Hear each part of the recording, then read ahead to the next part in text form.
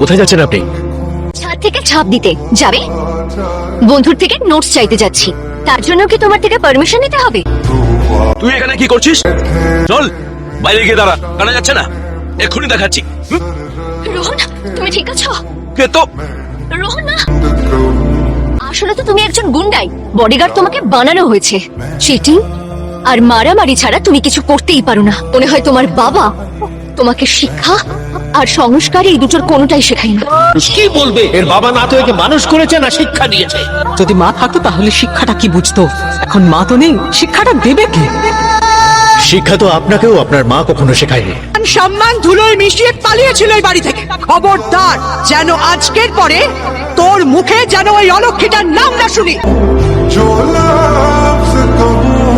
শিক্ষা তো আপনার মাও আপনাকে কখনো দেয়নি। আমার বাবাকে গিয়ে নিজের সত্যিটা নিজে বলবে, বলবে যে তুমি এক নম্বরের গুন্ডা আর অসভ্য একটা ছেলে।